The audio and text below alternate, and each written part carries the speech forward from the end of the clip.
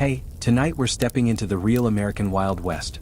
Not the polished Hollywood tale with noble cowboys and slow-motion duels, but the harsh, unpredictable world where staying alive was a constant challenge. Think you've got what it takes to survive?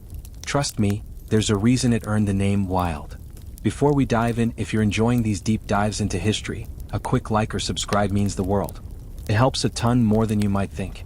Also, I'd love to know where you're tuning in from. Drop your location and the current time in the comments. I always enjoy seeing this growing global crew connect over these stories. Now, lower the lights, maybe switch on a fan. Probably wouldn't last even a day in the untamed frontier of the 1870s. Congratulations, you've just woken up in the American West circa 1870. The good news?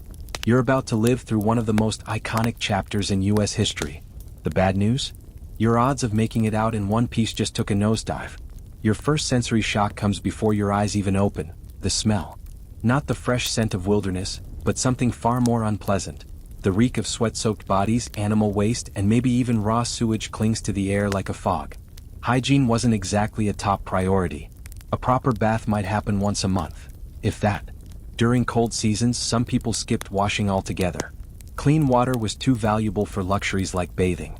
You drag yourself off what barely passes for a mattress, more likely a lumpy sack of straw, and every joint protests. Welcome to the life of frontier folks. Relentless, grueling labor from sunup to sundown. There were no weekends, no breaks, and definitely no concept of ergonomic design. Whether you were farming, mining, or working livestock, your body was your tool, and it wore out fast. People often ended up stooped and arthritic before they hit 40. Hard work wasn't a lifestyle, it was survival. Now standing barefoot on a dirt floor, you feel the sting of cold. If it's winter, the inside of your cabin might be colder than outside. Central heating? Not invented yet. You let your fire die out overnight to save wood, and now you're paying for it. In the summer, the situation flips. You'll be drenched in sweat with zero escape. No air conditioning. No fans. Just sweltering heat. When it comes to clothing, forget comfort. Most men owned one or two outfits: rough denim or canvas pants and stiff cotton shirts. Women were stuck in multiple layers: shifts, corsets, petticoats, long dresses, regardless of the weather. It was all scratchy, heavy, and rarely washed. Those stylish Western get-ups from movies? Pure fantasy. Your stomach growls. Time for breakfast, but don't expect variety. Hope you like beans, biscuits, and burnt coffee, because that's your go-to meal for the foreseeable future. Vegetables and fruit were rare treats, only available in season. Meat was salted or smoked to prevent spoilage, and fresh food was always scarce. Vitamin deficiencies were common. Scurvy, yes, that pirate disease where your teeth fall out, was a very real threat. Even coffee, a seeming frontier staple, wasn't the comforting brew we know today. It was boiled to death, tasted like burnt mud, and might be improved with eggshells, salt, or worse. Still, you drank it because caffeine was one of the few pick-me-ups available. Before you step outside, better check your boots. No, really, snakes and scorpions were known to curl up inside overnight. A careless move could mean a venomous bite, and with no hospital nearby, it could be fatal. People learned the hard way to shake out their shoes every morning. As you exit your one-room shack, the vastness of the frontier hits you. It's stunning: majestic mountains, endless plains, but also perilous. The weather turns on a dime. Sudden snowstorms, droughts, or flash floods could end lives and livelihoods. You might have sunshine now, but by nightfall you could be stranded in a deadly storm. If you're lucky enough to live in a town, it might offer a small sense of civilization. But civilization comes with its own hazards. Towns were breeding grounds for disease. With no sewage systems or understanding of germs, illnesses spread fast. Cholera, typhoid, smallpox, these were everyday threats. A single outbreak could devastate an entire settlement. As you head into town, you'll notice there's no rhyme or reason to the layout. Buildings popped up wherever someone had space. The streets? Dirt tracks at best, turning into impassable mud when it rained and swirling dust clouds when it didn't. And then there's the smell again, worse this time. Horse manure lined every path.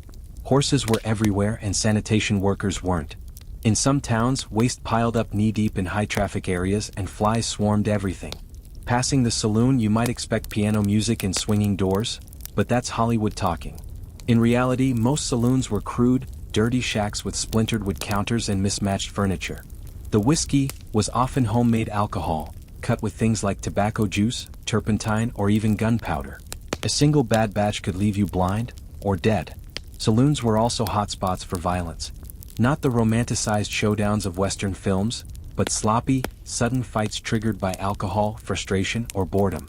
People carried weapons, sure, but not just for duels. Guns and knives were tools, for hunting, scaring off predators, or fending off danger while traveling. Interest for that ambient hum and settle in. We're about to uncover why interestingly many famous frontier towns had strict gun control. Places like Tombstone and Dodge City often required visitors to check their weapons at the edge of town. That legendary shootout at the OK Corral? It started because someone didn't follow the town's no-gun policy. The whole high noon showdown is mostly fiction. Real violence was chaotic, unplanned, and usually over in seconds, not some choreographed face-off. Now imagine passing the local doctor's office. Medical care in the Wild West? Terrifying. Many so-called doctors had no formal training.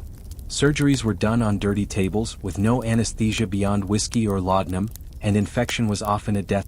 Tooth extractions on the frontier were done with primitive tools and no anesthesia. Many people lived for years with agonizing dental problems before eventually losing their teeth altogether. If you became sick or sustained an injury, your survival hinged less on medical care and more on sheer luck. Even small wounds could turn deadly from infection. Broken bones were often left to heal improperly, leading to lifelong pain or permanent disability. The old saying, "only the strong survive," wasn't just a metaphor, it was a brutal fact of daily life in the West. Hunger returns and you decide it's time to grab some lunch. The restaurant in town is likely someone's converted kitchen, offering meals to paying guests. The menu doesn't differ much from breakfast: tough meat, often poorly preserved, and overcooked vegetables if any are available. Meat might be rancid despite heavy salting or smoking. There are no food safety regulations, so stomach illnesses like dysentery and food poisoning are common and sometimes fatal. As you eat, you overhear nearby patrons discussing local dangers. A recent skirmish with native tribes, bandits spotted along the trail, or a traveler robbed just outside town. Although sensationalized stories of Native American violence dominate frontier lore, the truth is more complicated. Attacks did happen but were far less frequent than portrayed. In fact, settlers and U.S. military forces were often the primary aggressors in violent encounters. Nevertheless, tensions from forced displacement and broken treaties simmered, occasionally erupting in bloodshed on both sides. As for bandits, they posed a very real threat, especially in isolated regions. With only a handful of lawmen spread across vast territories, crime could go unchecked for weeks. A single sheriff might oversee thousands of square miles, making any kind of patrol impossible. Many communities resorted to vigilante justice. Lynchings were frequent, and a mere accusation, say of cattle rustling or horse theft, could be enough to get someone hanged without trial or evidence. After eating, you stop by the general store to pick up supplies. The prices are staggering. Simple goods cost far more here than they did back east, thanks to the high cost of transporting everything across long, dangerous routes. A can of peaches might run you the equivalent of $20 today. Most settlers spent the bulk of their earnings on essentials like flour, tools, and clothing, with little left for comforts. The store also offers a stark reminder of your isolation. Mail is sporadic and slow. Weeks or even months may pass between deliveries. Newspapers, if they arrive at all, are outdated. News from home might be years old. Many settlers never reunited with the families they left behind. This isolation took a psychological toll. Rates of depression, alcoholism, and suicide were high. Loneliness was as dangerous as any outlaw. Dark clouds begin to roll in as the afternoon progresses. Out here, weather isn't just inconvenient, it's a threat. Without radar or forecast, storms strike with little warning. Blizzards could trap travelers, leading to deadly cold. Tornadoes flattened entire settlements, and flash floods destroyed everything in their path. Droughts ruined crops, leading to widespread hunger. Even if you had a house, it was no safe haven. Most frontier homes were thrown together from available materials. Sod huts, log cabins, and basic wooden structures offered little insulation. In winter, the inside temperature could drop below freezing. In summer, attics or upper rooms became ovens. You decide to hurry back to your shelter before the storm arrives. On your way, you pass a group of men heading to the local mine. Mining was one of the most lethal jobs on the frontier. Accidents were common. Collapsing tunnels, explosive misfires, poisonous gases, and faulty equipment claimed countless lives. Long-term exposure to coal dust and mercury led to chronic health conditions like black lung and neurological damage. Even if you didn't work in a mine, most frontier occupations carried high risk. Farmers used tools with no safety mechanisms, and ranchers handled unpredictable livestock that could weigh 1,000 pounds or more. Loggers faced falling trees and unstable terrain. No matter what your trade, the chance of injury or death was exponentially higher than in today's world. You arrive at your cabin just as the rain starts to fall. The roof leaks in several places, so you place buckets to catch the dripping water. At least it's an opportunity to replenish your water supply. Clean water is precious. Many settlers drank from the same streams they used to wash clothes or water animals. Contaminated water caused cholera and other deadly diseases that spread quickly and killed fast. As you sit in the damp cabin listening to the rain tap against the roof, you reflect on the stark contrast between myth and reality. There were no white-hatted heroes out here, only survivors doing their best under near impossible conditions. The fact that anyone endured such hardship is a tribute to the human will to survive. Night comes early in a world without electricity. Candlelight and oil lamps offer dim, flickering illumination.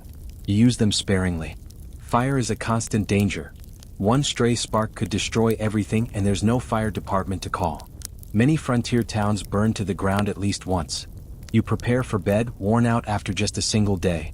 Your muscles ache, your stomach churns from questionable food, and your nerves are frayed from being constantly on alert.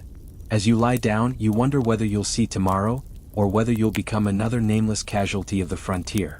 Outside, the wind screams through the trees, a stark reminder of how small and fragile you are in a land ruled by nature's fury.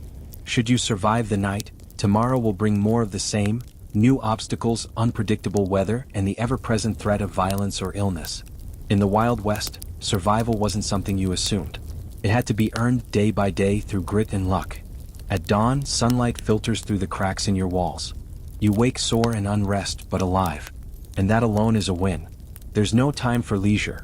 The world outside is waiting. Yesterday showed you just how merciless frontier life can be. What today holds is anyone's guess. Let's say you decide to move on. Travel to a new town, explore unfamiliar land, or maybe join a wagon train headed west. By the 1870s, the Transcontinental Railroad had bridged the country from coast to coast, but that didn't mean it was accessible to everyone. Unless you were traveling along a major route or had enough money to afford a ticket, you were probably walking, riding, or bouncing along in a wagon. Owning a horse was a luxury. Good ones were expensive, requiring months of wages just to purchase, let alone feed, equip, or care for. If a horse got sick or broke a leg, the treatment often involved putting it down. And riding itself wasn't easy. Saddles were utilitarian, not designed for comfort. Hours in the saddle left you sore, blistered, and exhausted. Horses were also unpredictable, easily spooked by snakes, loud noises, or sudden movements. Getting thrown could mean broken bones, a concussion, or worse, especially if help was miles away. If you didn't have a horse, you might ride in a wagon. But forget the romantic image of pioneers happily bouncing along scenic trails. Wagon travel was a punishing ordeal. Wagons lacked suspension, so you felt every rut, rock, and pothole in the trail. The constant shaking led to nausea and fatigue. Wagon sickness was a real problem. Much like seasickness, it left travelers miserable. Roads were rare. More often you followed crude trails made by earlier travelers. After rain, these turned into thick mud pits where wheels sank and progress slowed to a crawl. In dry spells, they became dusty and hard, jolting every bone in your body with each bump. The dust hung so heavy in the air, it choked your lungs and stung your eyes. You could barely see more than a few feet ahead. Wagon wheels splintered, axles snapped, often miles from the nearest outpost. If you were heading west toward California or Oregon, you'd likely be joining a wagon train along the famous Oregon Trail. But this 2,000-mile trek was among the most treacherous journeys of the 1800s. Between the 1840s and 1860s, around 400,000 people braved the trail, and about 1 in every 10 never reached the end. The Oregon Trail earned a grim nickname, America's longest graveyard. Some historians estimate that for every mile of that journey, 10 to 15 people died. That's a grave roughly every 350 feet. Makeshift wooden crosses and stone piles lined the path, most of them unmarked, left behind by grieving families who had no choice but to bury loved ones and keep moving forward. The most deadly threat on the trail wasn't wild animals or attacks, it was illness. The primary killer was cholera, a bacterial infection spread through unclean drinking water. This disease caused violent vomiting and diarrhea, rapidly dehydrating the body. Someone could be perfectly fine in the morning and buried before nightfall.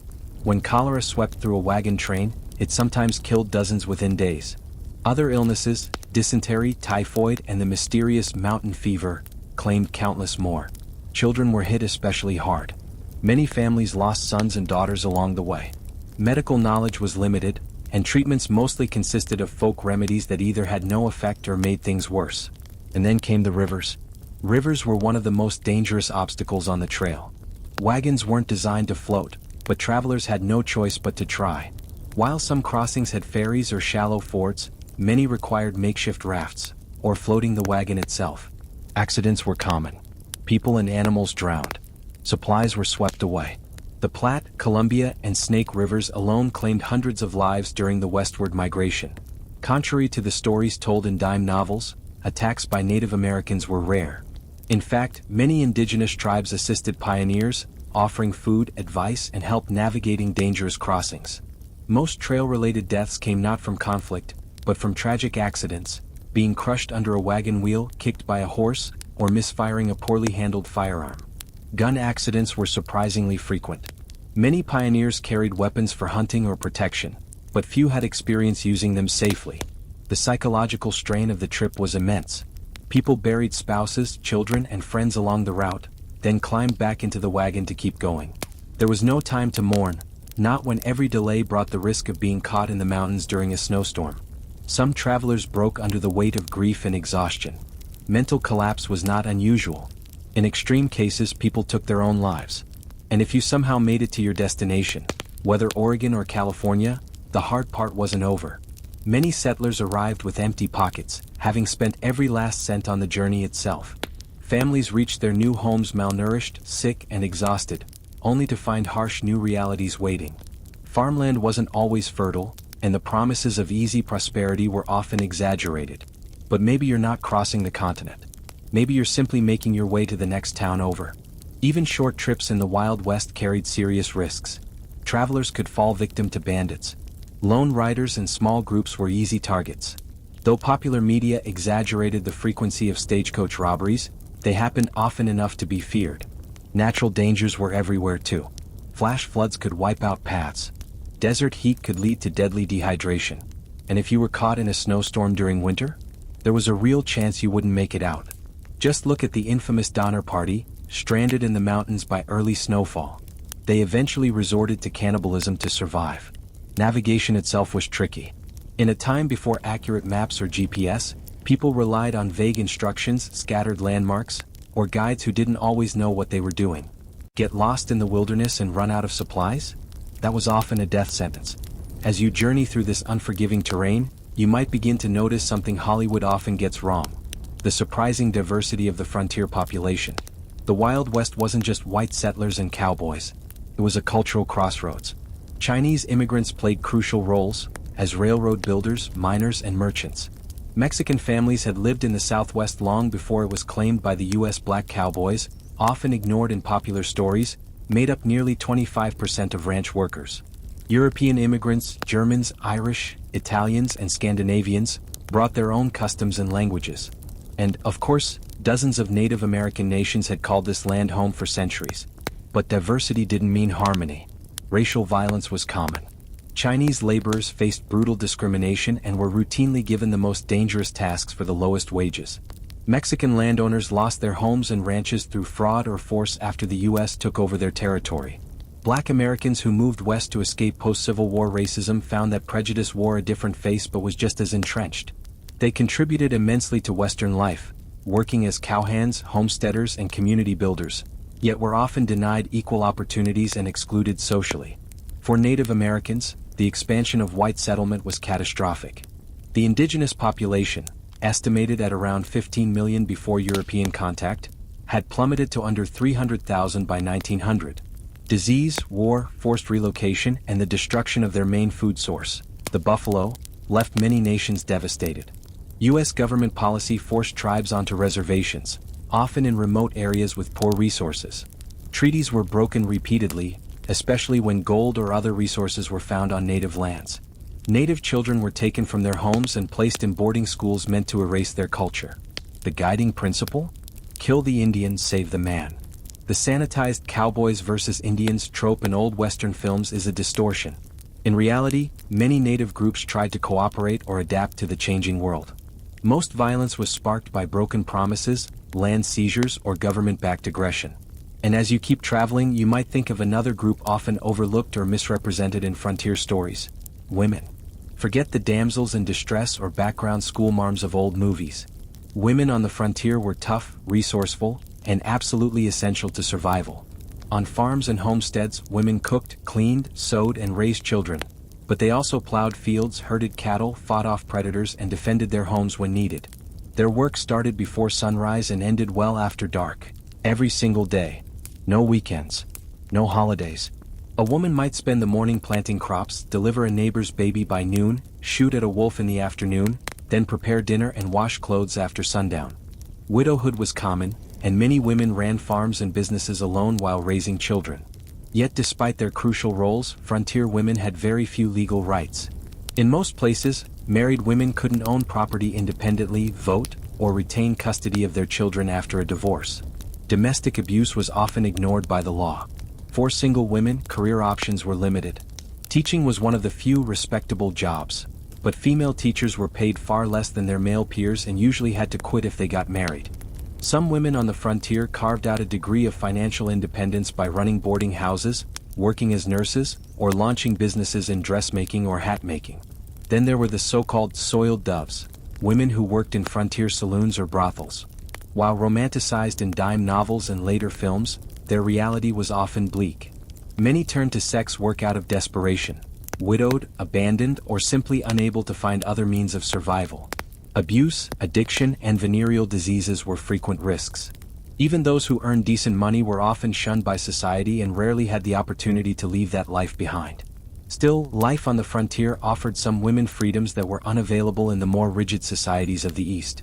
With far fewer women in Western territories, they had more choices in marriage and sometimes found themselves treated better, as towns competed to attract and keep them.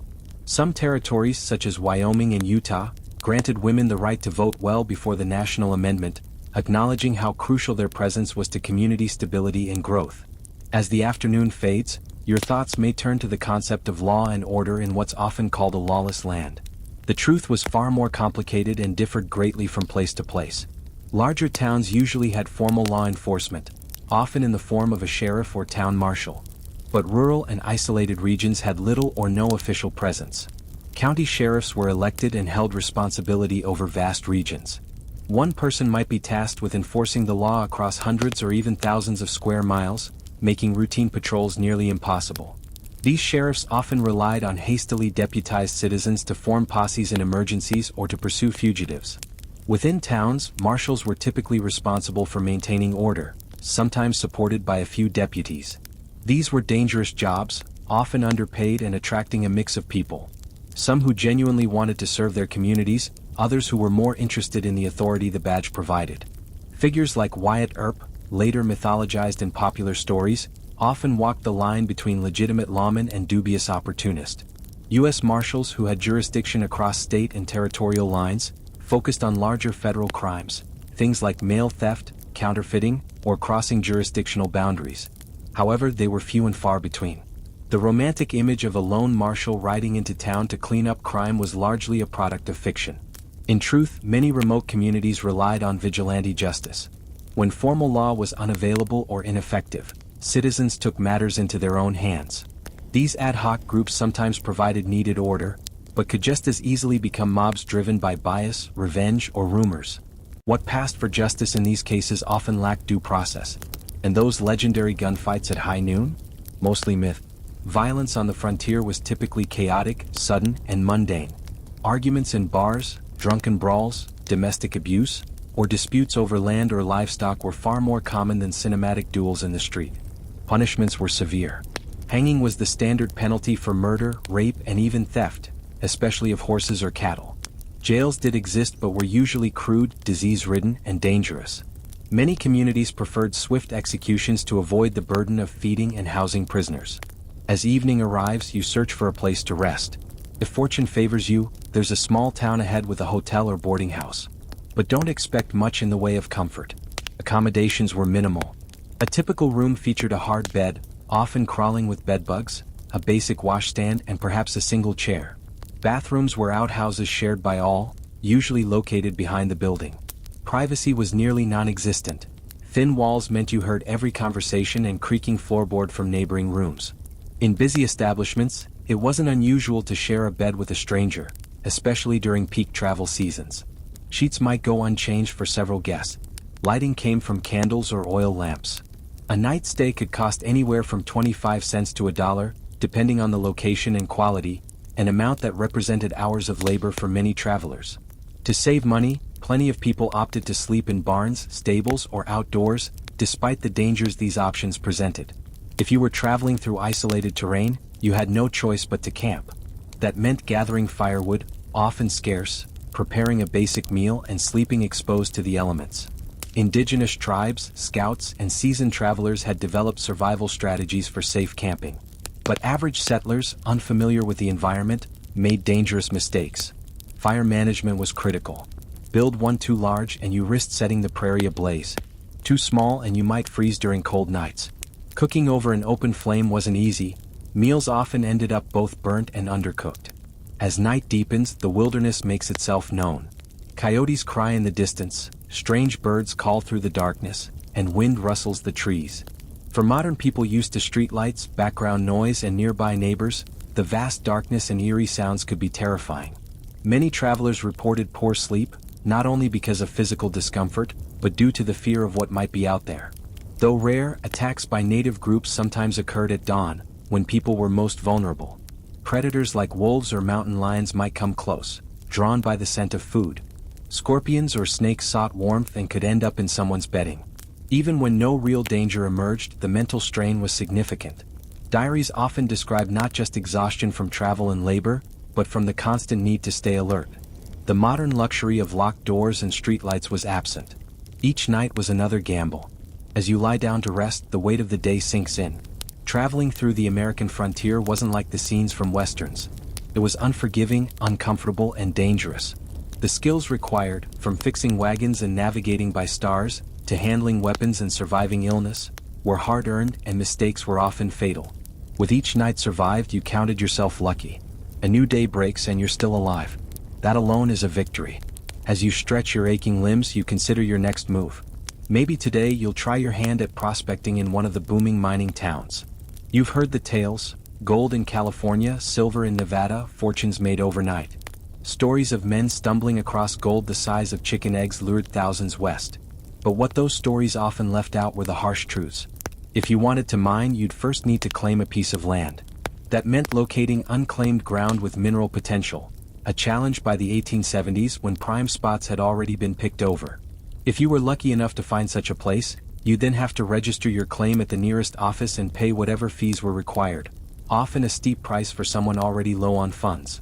Then the real work began, and it was among the most physically exhausting labor one could imagine.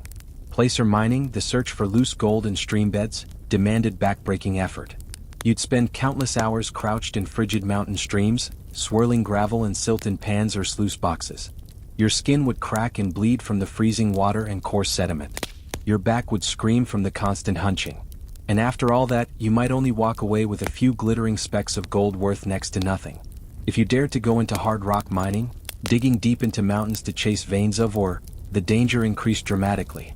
Carving tunnels into unstable stone without modern safety gear or any solid understanding of geology often ended in deadly collapses.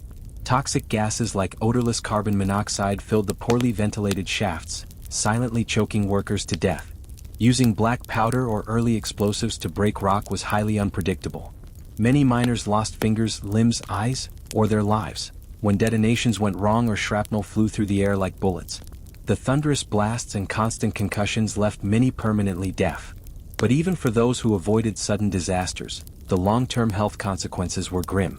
Miners constantly inhaled fine rock dust, leading to silicosis, a slow, suffocating lung disease. Mercury used to extract gold from or caused nervous system damage, triggering tremors, memory loss, and mental decline. In copper and lead mines, toxic metals accumulated in the body over time, leading to chronic illnesses and early death. Mining in the 1870s was virtually unregulated. Safety standards were non-existent. Profit always outweighed worker safety, and injury was simply seen as part of the job. Medical care for injured miners was limited at best, often just basic first aid. A serious accident could end a miner's ability to work forever, with no disability insurance, compensation, or social safety net. Given these risks and hardships, what could a miner realistically expect in return? Despite the romantic legends of lone prospectors striking it rich, the overwhelming majority barely made enough to survive. By the 1870s, most miners were employees of large corporations rather than independent adventurers. Wages ranged from $2 to $3 a day for brutal 10 to 12-hour shifts. Ironically, the people who truly profited from gold rush towns weren't miners at all. General store owners, saloon keepers, and even sex workers often earned far more than those who toiled underground to fuel the economy. As for the mining towns themselves, they were chaotic and harsh environments.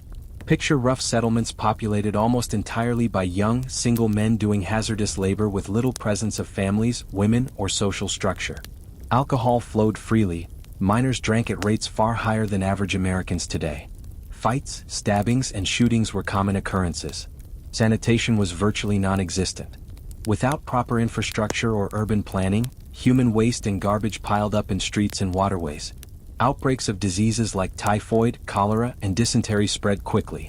During warmer months, the stench was overwhelming and flies carried disease from waste to food with ease. Even when miners managed to unearth valuable ore, they faced a new challenge: converting it into spendable money.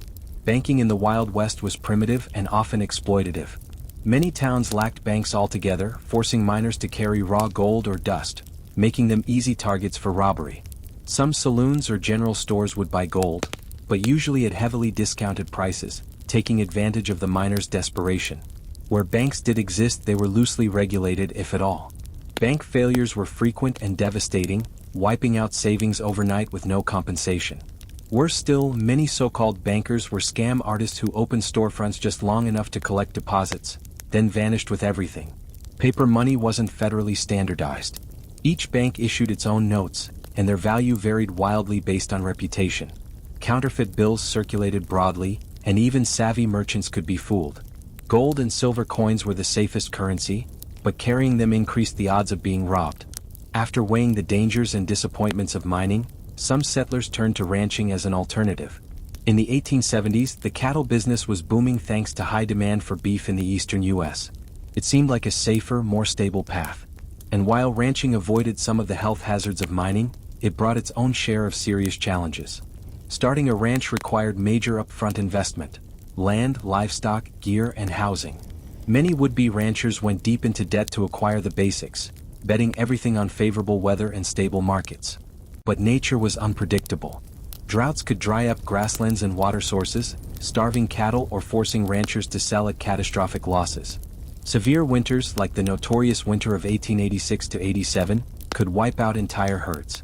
In that brutal season, up to 90% of cattle on the northern ranges perished from cold or starvation. Disease posed a constant threat as well. Illnesses like Texas fever and anthrax spread rapidly through herds, with no reliable treatments at the time. Predators such as wolves and cougars killed livestock, especially young calves.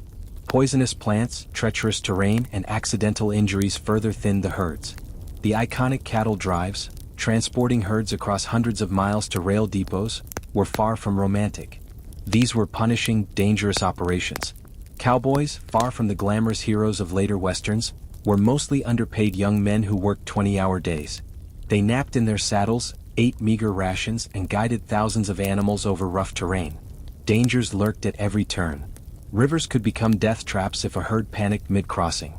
A lightning strike or loud snap could set off a stampede, sending 1,500-pound animals charging in a blind frenzy. Cowboys caught in the chaos were often trampled to death. The reality of cowboy life was harsh. Wages averaged $30 a month for relentless labor. Most cowboys were teenagers from poor families with few other prospects. A significant portion were black, Mexican, or mixed-race workers who faced systemic discrimination. Their diet consisted mostly of beans, salt pork, and hard biscuits. Fresh food was a rarity. Medical care, if it existed at all, was limited to folk remedies known by the trail cook. Injuries were often ignored until they became deadly. Many cowboys didn't survive long, succumbing to accidents, exposure, or violence. And if ranching didn't appeal either, you might think farming offered a better alternative. Growing food, the most basic human necessity, seemed like a practical, stable lifestyle. The Homestead Act of 1862 had opened vast tracts of western land, offering 160 acres to anyone willing to settle and improve it for 5 years. It sounded like an unbeatable opportunity, a path to independence and land ownership for those with little capital. But the dream was far harder to achieve than promised. In much of the arid West, 160 acres wasn't nearly enough to support a family. Eastern farming methods, brought by settlers, failed miserably in these dry regions where rainfall was scarce. Many homesteaders lacked the knowledge or tools to implement dry farming techniques necessary for survival. Even beginning such a farm required incredible physical effort. The very first challenge was building shelter, usually a sod house, carved from the very ground settlers hoped to farm. A home on the vast, barren prairie was often built by slicing and stacking thick blocks of prairie sod. These soddies were gloomy, damp shelters that leaked whenever it rained, attracted insects and even snakes, and required constant upkeep to keep from falling apart. Next came the grueling task of preparing the land for crops. The prairie's thick sod, tightly bound by roots that had grown over centuries, was nearly impossible to cut with the tools most pioneers had access to. Clearing just a few acres could take a year or longer. The intense physical labor often left lasting damage to the bodies of those doing the work. Once seeds were in the ground, the battle was far from over. Crops were vulnerable to a host of threats. Drought could kill them before maturity, sudden storms could flood fields or wash away seedlings, and an early frost might destroy months of work right before harvest. Swarms of grasshoppers could arrive suddenly, devouring every green plant, and sometimes even chewing through wooden tool handles left outdoors. Illness was another constant threat. With few neighbors and limited access to help, sickness during critical planting or harvesting periods could doom a family's survival. Women were often forced to labor in the fields late into pregnancy or just days after giving birth, putting their health at serious risk because the workload couldn't be postponed. Farm-related injuries were widespread and often deadly. Homemade tools frequently broke and caused harm. Livestock sometimes panicked and injured their handlers. Even when the harvest was successful, danger remained. Some farmers suffocated after falling into grain bins, while others were killed when poorly built storage sheds collapsed under their weight. The loneliness of farm life on the frontier also took a deep mental toll. Settlers often lived miles from the nearest neighbor, seeing others only on rare visits. Women especially suffered from extreme isolation, sometimes going months without contact outside their immediate family. Depression, anxiety, and what was once called prairie madness were common and sometimes led to the abandonment of farms or even suicide.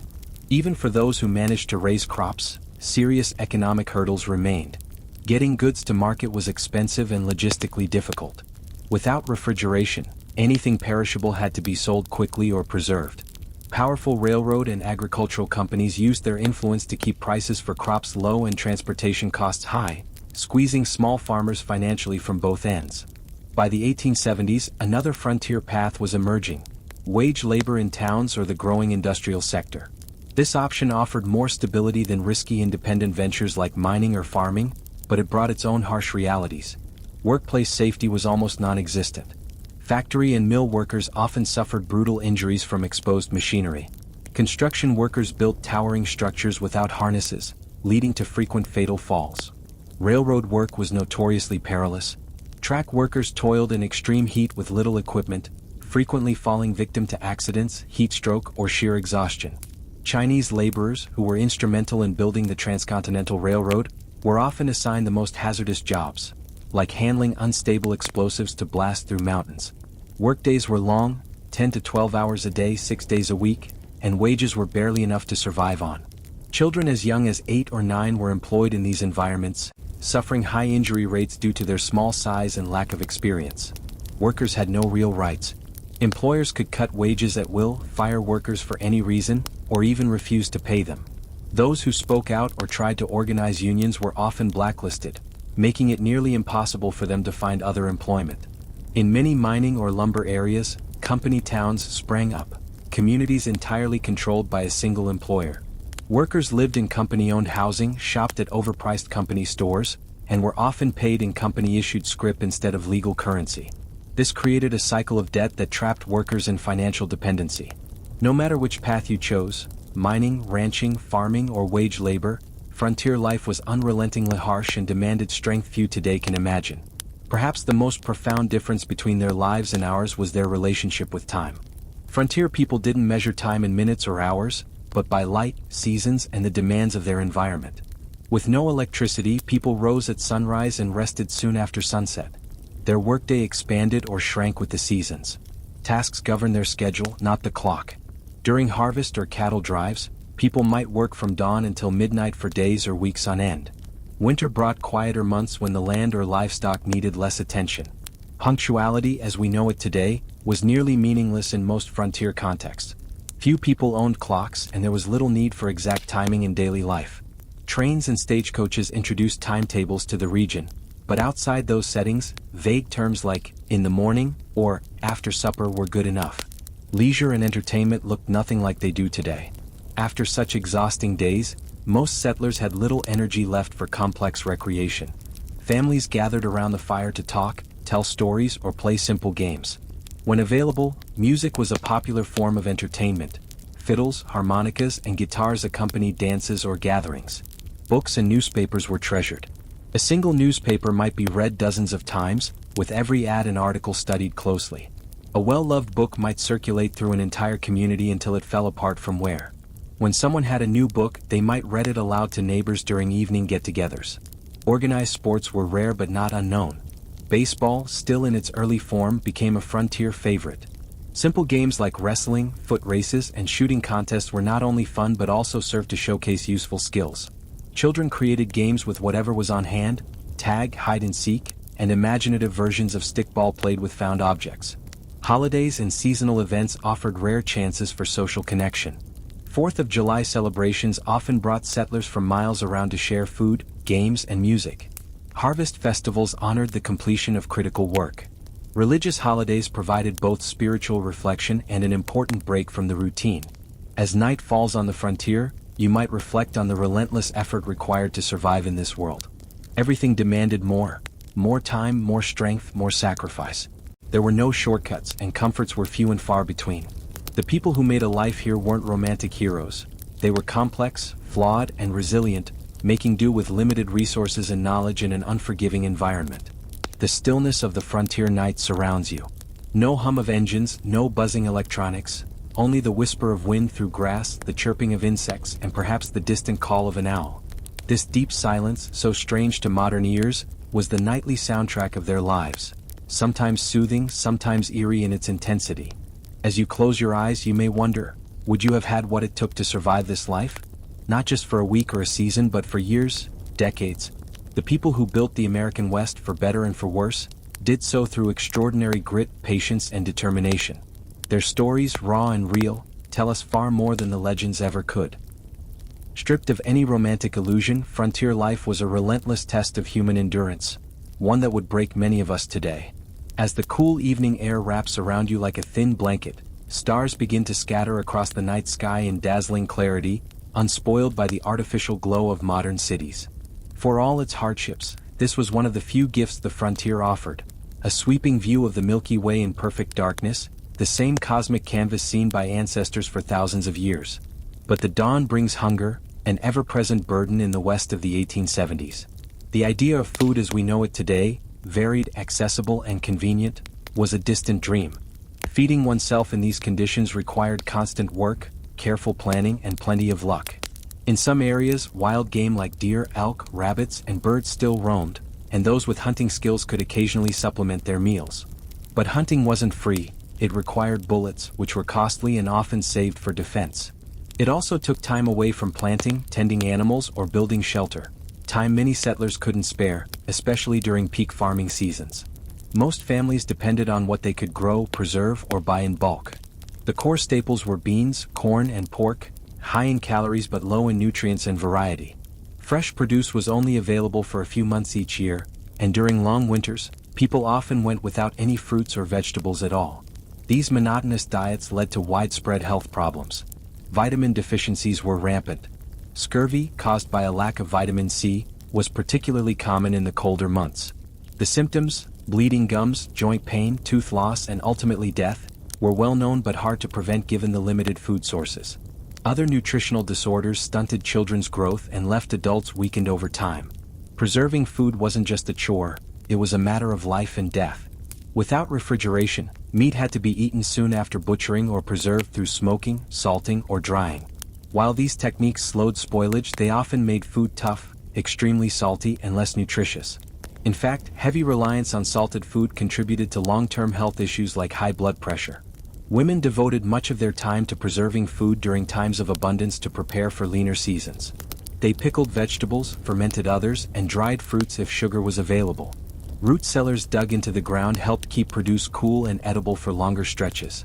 This labor-intensive process wasn't optional. A poorly stocked winter pantry could mean starvation. Even after successful preservation, food storage posed new problems. If not done properly, it led to spoilage and dangerous foodborne illnesses.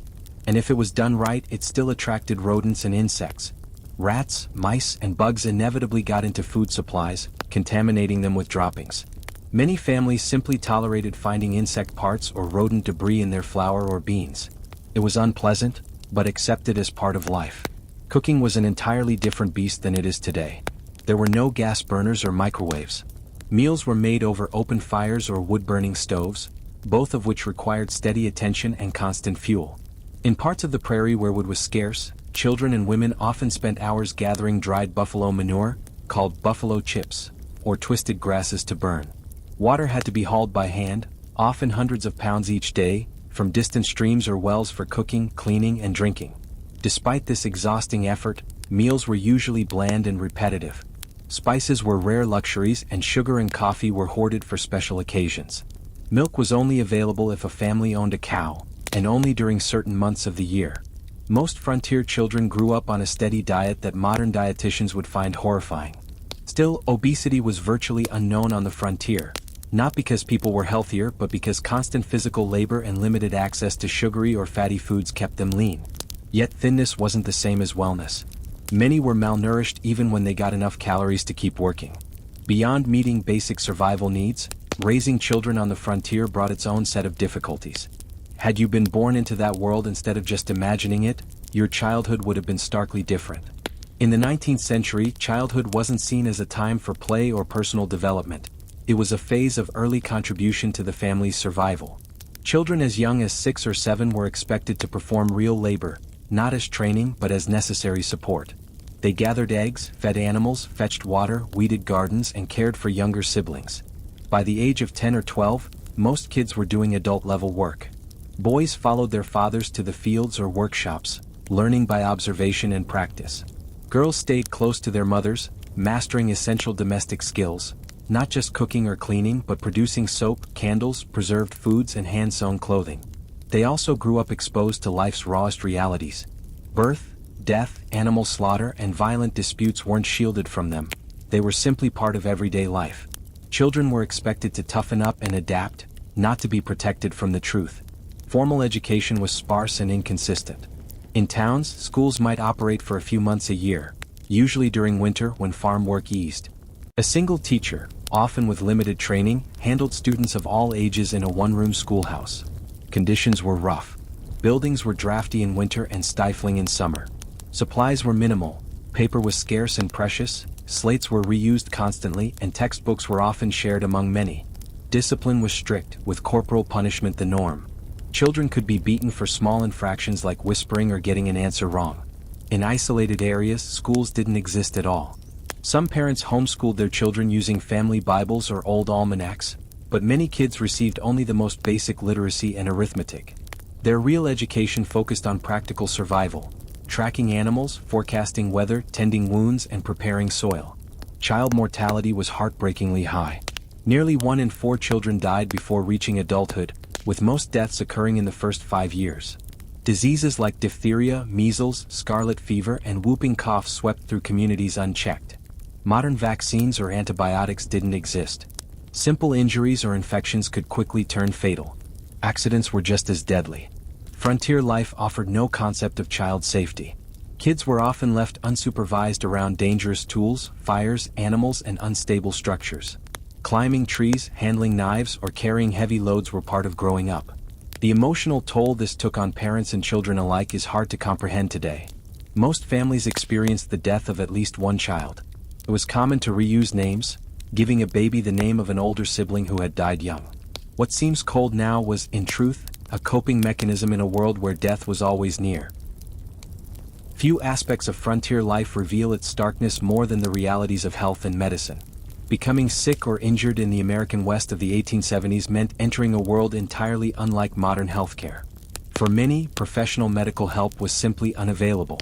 Doctors were rare and entire communities often had none at all. Where a physician was present, they might have received only minimal training, perhaps a short apprenticeship or a few months at an under-equipped medical school. Their understanding of the human body reflected outdated theories, such as balancing bodily humors, a framework that had more in common with ancient superstitions than scientific medicine. Lacking access to professional care, settlers depended on household remedies and folk traditions passed down through generations. Each town had individuals, typically women, recognized for their healing abilities, drawing on herbal knowledge from diverse cultural origins. Some of these natural treatments contained compounds that genuinely helped, but others were useless at best, or dangerous at worst. Common medical practices of the time included bloodletting, which drained already weak patients, and purgatives that caused severe diarrhea in an attempt to cleanse the body of disease.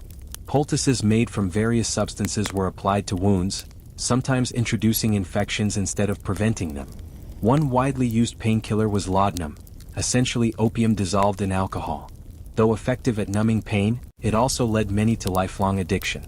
Mercury, a toxic metal, was routinely prescribed for various conditions with little understanding of its long-term effects.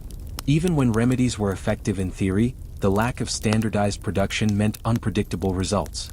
There were no pharmaceutical regulations. Medicines sold in shops varied wildly in strength, ingredients, and safety. So-called patent medicines, sold as cures for everything, were often just alcohol with flavoring, offering only momentary relief through intoxication. Surgery on the frontier was a grim affair. With no real anesthetics available beyond whiskey or opium, patients remained fully conscious during procedures. Sterilization was barely understood. Tools might be wiped with a cloth but not actually disinfected. As a result, post-surgical infections were frequent and deadly. Amputation, often performed with rudimentary tools like saws and pocket knives, was the default solution for serious limb injuries. Childbirth presented perhaps the starkest contrast to modern times. Most births took place at home with a midwife if one was nearby, or just with female relatives.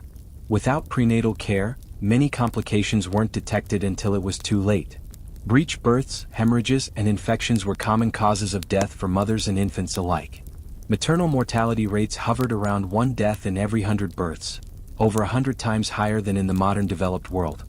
For many frontier women, every pregnancy was potentially a final act.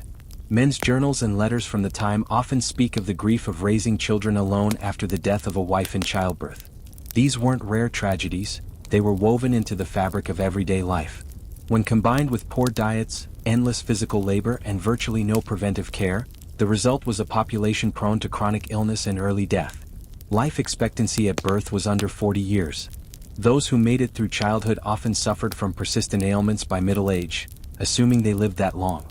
But beyond the physical hardships, the West presented psychological and emotional challenges that are hard to grasp today. The sheer isolation of frontier living would be unbearable to many modern people accustomed to constant digital connection. For settlers, communication with the outside world moved at the speed of wagons and horses. Letters took weeks or months to arrive, if they arrived at all. News of national events trickled in slowly, distorted through repetition and rumor. Often, major developments went entirely unnoticed in remote settlements. This sluggish flow of information created a deeply localized worldview. What mattered most wasn't what was happening back east or in Washington, but what was happening in your own cabin, on your neighbor's farm, or in your nearby town. Isolation was particularly devastating for women who had grown up in more established communities. Many found themselves separated from lifelong friends and family, spending days or even weeks without another adult to talk to. Their journals frequently describe overwhelming loneliness, depression, and mental exhaustion. This solitude, compounded by the harsh environment and endless labor, sometimes led to what settlers called prairie madness. Though not formally diagnosed, it described severe psychological breakdowns. Some individuals experienced paranoia, depression, or hallucinations. Others became violent toward their families, or took their own lives. Some simply abandoned their homes and headed back east, unable to bear the strain. Even in more populated areas, opportunities for social connection were limited. Visiting a neighbor might require walking or riding several miles each way, difficult when daylight hours were short and chores unending. Organized social gatherings were rare and typically built around necessity: church services, seasonal festivals, barn raisings, or group harvests. Despite limited religious observance for some, churches became the heart of many frontier communities. They weren't just places of worship. They were where people met, supported each other, and built social bonds. Ministers and preachers often wore many hats: religious leaders, teachers, dispute mediators, and community organizers. The construction of key communal institutions, such as schools, meeting halls, or churches, signaled a deeper commitment to settlement. These buildings weren't merely functional. They represented a shift from survival-based outposts to towns with identities and shared goals. Establishing a local government, no matter how basic, marked the move from a lawless wilderness to an ordered society. To survive, frontier communities relied on collective action. Mutual aid wasn't charity, it was necessity. Barn raisings and house builds allowed families to complete massive construction projects with help from neighbors. During harvest, crews moved from one farm to another to gather crops quickly before the weather turned. If a child went missing, entire communities dropped what they were doing to form search parties. This web of mutual dependence existed alongside the fierce individualism often celebrated in American frontier myths. Self-reliance was essential. Each person needed to know how to grow food, repair tools, defend their home, and treat wounds. But when disaster struck or major tasks arose, no one could go it alone. The tension between these values, rugged independence and community cooperation, shaped the culture of the frontier. And that tension still echoes in American attitudes toward government, personal responsibility, and community today. As the sun sets once more on the endless plains, you're left reflecting on the mental strength required to endure such an existence. The men and women who carved lives out of the wilderness weren't superhuman. They grieved, broke down, got sick, and made mistakes. But they also adapted, created, and found meaning in their lives, even joy in moments of connection, success, or simple survival. The darkness returns, blanketing the land in silence untouched by machines or city light. You settle into the quiet, carrying the weight of everything you've seen and learned. This world, so near in time, yet so foreign in spirit, was defined by a daily battle to endure. A world where comfort was rare and safety was never guaranteed. Where death was not a distant event, but a constant, familiar shadow. As the horizon stretches before you and the wind whispers across the land, you begin to wonder about the individuals who embarked on this harsh journey, whether by choice or by necessity. What inspired them to push westward? What gave them the strength to survive brutal winters, relentless droughts, disease, and devastating personal loss? And what would they think if they could witness the world that emerged from their labor? A world filled with comforts, stability, and prosperity that would have been unimaginable to them. Modern life rests atop the foundations they built, one back-breaking task, one silent sacrifice at a time. These thoughts linger in your mind even as you drift into sleep, your dreams filled with visions of boundless plains, rugged peaks, and the quiet strength of people who conquered the frontier not with revolvers, but with unyielding perseverance. Their story, devoid of cinematic flair and heroic cliches, is a monument to the flexibility of the human spirit and the remarkable bravery of ordinary people facing extraordinary trials. With the first light of your final morning in the Wild West, golden sun spills across the land. You pause to take in the unspoiled beauty that lured so many here. For all its dangers, the frontier possessed a raw magnificence: rolling grasslands that danced like waves, mountains slicing into the sky, canyons carved deep into the earth. This part, at least, wasn't an invention of folklore or film. But the relationship between early settlers and nature was markedly different from how we view the environment today. Rather than something to be protected, the land was seen largely as something to conquer and exploit. Forests were stripped without thought for reforestation. Wildlife was hunted on a scale that pushed many species to the brink of extinction. Rivers were rerouted, poisoned, or destroyed in the pursuit of mining and agriculture, with little concern for the downstream effects. Perhaps the most devastating symbol of this mindset was the near annihilation of the American bison. Once numbering between 30 and 60 million across the continent, their population plummeted to fewer than 1,000 by 1884. While overhunting for food and hides contributed to this destruction, it was also part of a calculated effort by the U.S. government to weaken the Plains tribes by removing their primary source of sustenance and culture. General Philip Sheridan, a leading figure in the Indian Wars, was quoted, accurately or not, as supporting the extermination of the buffalo as a means of ending indigenous resistance and advancing white settlement. The eradication of bison was more than environmental damage, it was an intentional act of war. The loss crippled indigenous economies, severed spiritual ties, and stripped native peoples of the landscapes that formed the core of their identities. To native nations across the West, the influx of settlers and soldiers was not a new beginning, it was an ending. Not only were they physically displaced from ancestral lands, but the very foundations of their societies, economic systems, religious beliefs, and cultural practices were dismantled. While some early encounters were marked by mutual trade and cautious cooperation, by the 1870s, most tribes faced impossible choices: submit to life on reservations, resist militarily against impossible odds, or attempt to assimilate into a society bent on erasing their ways. The reservation system itself served as a tool of cultural destruction. Native children were separated from their families and placed in boarding schools where the aim was to civilize them by stripping away their identity. Captain Richard H. Pratt, who founded the Carlisle Indian Industrial School, famously summed up this approach: kill the Indian in him and save the man. At these institutions, children were forbidden from speaking their languages, forced to cut their hair, and punished for practicing their beliefs. These assimilation policies inflicted deep and lasting wounds, scars that are still felt in indigenous communities today. Resistance movements were met with increasingly violent military responses. One of the last significant indigenous victories, the Battle of Little Bighorn in 1876, where combined Lakota, Cheyenne, and Arapaho forces overwhelmed Custer's cavalry, was quickly followed by fierce retribution. U.S. forces responded with greater force, targeting entire villages and killing women and children. What made these tragedies even more profound was the complexity and richness of the societies being dismantled.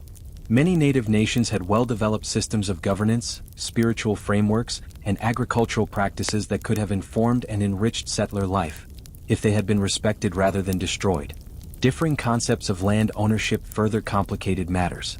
For many tribes, land was sacred and shared, not a commodity to be sold. This fundamental cultural difference made treaties and agreements nearly impossible to interpret in mutually acceptable ways. But the conflicts of the frontier were not limited to native-settler relations. The American West was one of the most culturally and ethnically diverse regions of the 19th century. Immigrants from every corner of the globe brought their languages, traditions, and religions, shaping the frontier in ways both productive and contentious. This diversity introduced a range of skills and ideas but also ignited tension in communities strained by scarce resources. Chinese immigrants, in particular, faced profound discrimination despite their vital role in building railroads and developing mining regions. As anti-Chinese sentiment grew, it culminated in the Chinese Exclusion Act of 1882, the first major U.S. law to restrict immigration based on nationality. In the West, Chinese miners were often pushed out through taxes specifically targeting them or through outright violence. Chinatowns were burned and entire communities were expelled. Mexican Americans, many of whom had lived on the land for generations and became U.S. citizens following the Mexican-American War, also faced displacement. Despite treaties promising to protect their property, many lost land through legal loopholes, pressure, or outright fraud. Traditional systems of managing water, rooted in Spanish colonial law, were replaced by Anglo-American systems ill-suited to the arid climate, eroding centuries-old practices of sustainable land use. Even European immigrants weren't immune from bias. Irish Catholics, German Lutherans, Scandinavian Protestants, and Eastern European Jews often settled in tight-knit enclaves to preserve their customs. While these communities offered support and cultural continuity, they could also become scapegoats during periods of social unrest. African Americans, too, sought freedom and opportunity in the West after the Civil War, only to encounter new forms of prejudice. Roughly a quarter of cowboys on some cattle drives were black, yet they were largely excluded from the popular myths of the West. Black homesteaders formed communities in places like Kansas and Oklahoma but faced legal obstacles and social hostility that made land ownership and security difficult. The convergence of these groups, each with distinct goals, beliefs, and challenges, shaped a frontier far more complex than the monolithic portrayals of dime novels or Hollywood. The myth of the melting pot, often used to describe American society, glosses over the power struggles that determined which cultures were preserved and which were suppressed. As the day continues, you find yourself walking through a frontier town in the midst of a transformation. What once was a scatter of homesteads and small operations is now part of a broader economic shift spreading across the West in the 1870s and 1880s. Individual miners, ranchers and farmers were being replaced or absorbed by larger, more organized enterprises. The railroads drove this shift more than any other single factor. With the completion of the Transcontinental Railroad in 1869, the journey between coasts, which had taken months, could now be completed in days. New branch lines reached remote areas, connecting isolated settlements to national supply chains and markets. Towns sprang up along the rails, bringing commerce, migrants and modern goods, but also outside control. This transportation revolution brought both opportunity and upheaval. Smallholders often found themselves unable to compete with large-scale operations backed by Eastern capital. The dream of independence gave way to wage labor, corporate oversight, and economic consolidation. The expansion of railroads and new transportation networks opened the door for large-scale resource extraction in the West, funneling raw materials to Eastern industries. In turn, the frontier was inundated with factory-made products from the East. These economic ties deepened the integration of the Western territories into the broader national economy. However, this integration frequently came at the expense of independent producers. Small-scale miners found it nearly impossible to compete with the industrial operations of major mining corporations, which possessed both the machinery and financial backing needed for mass production. Family-run farms struggled to keep up with vast agricultural enterprises that could operate on a much larger scale. Likewise, individual ranchers were gradually edged out by powerful cattle companies supported by investors and political alliances. These corporations didn't just dominate economically, they gained increasing influence over politics in the West. Railroad barons, mining giants, timber conglomerates, and large landowners wielded enormous sway over territorial and early state governments. Land use decisions such as water access, mineral claims, timber rights, and grazing lands were frequently awarded not based on fairness or community needs, but on political connections and financial leverage. This shift, from a loose, rugged frontier to an economically integrated region, was more than just financial. It brought sweeping cultural changes as well. The rough, improvised towns that had emerged from mining camps or cattle outposts slowly evolved into structured communities. Banks opened. Schools and churches were established. Newspapers, theaters, and civic organizations emerged as signs of civilization taking root. Roads were surveyed and sometimes paved. Wooden saloons gave way to brick courthouses. As formal governance replaced informal custom, town councils passed laws that regulated personal behavior and restricted the chaos that had once defined frontier life. For those drawn to the West by the allure of unregulated freedom, this process felt like the taming, or perhaps the smothering, of the wildness they had sought. Some responded by pushing even farther westward in search of fresh, untouched land. Others reluctantly adapted to the increasing oversight, social expectations, and rising competition. By 1890, the U.S. Census Bureau famously declared the frontier closed, marking what many saw as the end of an era. But the frontier's fading wasn't just a geographical fact. It represented a psychological and cultural shift for those who had built their identities around the frontier lifestyle. One key aspect of this transformation was the regulation of violence. The gunfighters and outlaws that would later dominate Western legend operated in a narrow window of history, after widespread settlement but before law enforcement had fully taken root. During this time, many communities were caught between vigilante justice and emerging legal systems. By the 1880s and 1890s, professional police forces and established courts were increasingly replacing local posses and frontier retribution in all but the most remote regions. Famous figures like Wild Bill Hickok, Wyatt Earp, Billy the Kid, and Jesse James all lived during this transitional period. Their real lives were far more complex than the myths would later suggest. Hickok, for instance, was known to have accidentally killed bystanders. Earp worked variously as a marshal, gambler, saloon operator, and at times acted as a vigilante. Jesse James, often remembered as a folk hero, had deep ties to Confederate guerrilla warfare and was responsible for violent robberies that took many innocent lives. As evening settles on your final day in the West, you reflect on the chasm between the historical reality and the romanticized version that later emerged. Why did Americans, and eventually the world, become so captivated by a fictionalized Wild West? What purpose did this mythology serve? And what truths did it hide? Part of the answer lies in the timing. The most aggressive period of myth-making occurred just as the actual frontier was fading into history. In the 1880s, Buffalo Bill Cody launched his traveling Wild West shows, dramatizing Indian battles and stagecoach holdups for Eastern audiences. These performances weren't meant to be accurate. They were dramatizations designed to appeal to popular expectations about the West.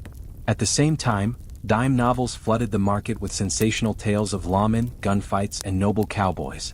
These books were rarely written by people with first-hand experience of the West. Instead, Eastern authors created formulaic stories filled with action, simple moral divides, and idealized images of American heroism. Hollywood later amplified this mythology. Western films portrayed lone cowboys, noble sheriffs, heartless bandits, and violent native tribes. These characters and plots bore little resemblance to the historical people and events they were supposedly based on. But they fulfilled deeper cultural needs. During times of national uncertainty or transformation, these myths offered comfort and clarity. They reassured audiences that America's identity had been forged in adversity, and that its rise was not just inevitable but righteous. This narrative framed westward expansion as a moral triumph, civilization over savagery, order over chaos. It justified the conquest of land, peoples, and resources as progress. It elevated the frontier as the crucible in which American exceptionalism had been born. It even suggested that the United States' growing global power in the 20th century was a natural extension of its frontier virtues. But these myths, however satisfying, obscured far more complex realities. They glossed over the destruction of native societies, the ruthless exploitation of immigrant workers, the environmental degradation of the land, and the monopolization of political systems by corporate interests. They ignored the diverse and often divided communities that actually populated the West. People negotiating power, identity, survival, and fairness in difficult and unequal conditions. As darkness falls across the plains, you reflect on everything you've seen and learned. The raw, unsentimental version of the Wild West stands in sharp contrast to the romantic stories passed down through novels and film. In truth, few modern people, accustomed to instant food, healthcare, safety, and comfort, could survive even one day on the 1870s frontier. The skills, stamina, knowledge, and mental resilience required to endure those conditions are foreign to most of us. Yet something about that world still calls to us. Perhaps it's the honesty of a life where every task had immediate stakes, where each success was a victory over harsh realities. Perhaps it's the sense of shared struggle, people of different backgrounds working together out of necessity. Or maybe it's a deeper longing for meaning, a belief that enduring hardship can reveal something essential about the human spirit. The legacy of the American frontier runs deeper than myth. It helped shape property law, water rights, relationships between states and the federal government, and attitudes toward land and resources.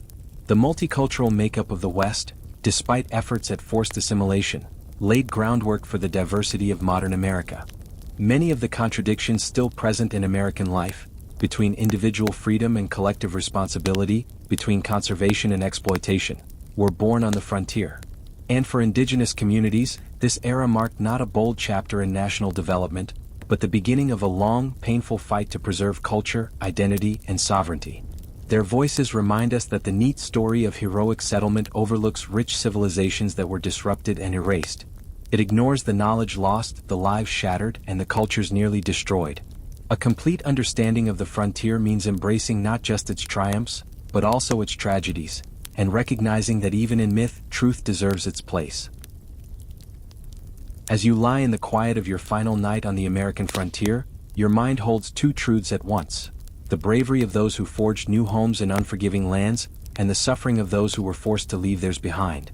The wind whispers through the prairie grass.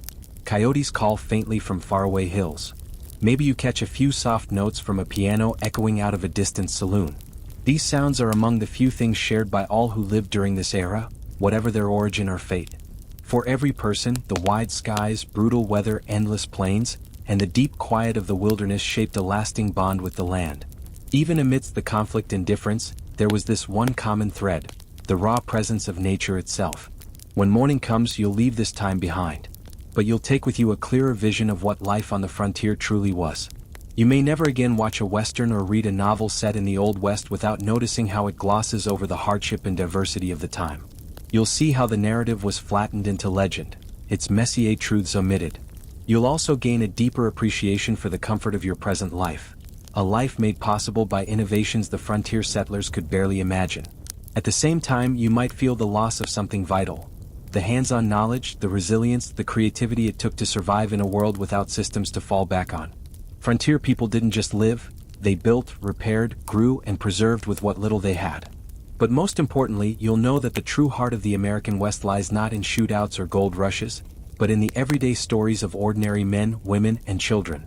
People of many cultures, working and struggling with what they had, shaping something new from uncertainty.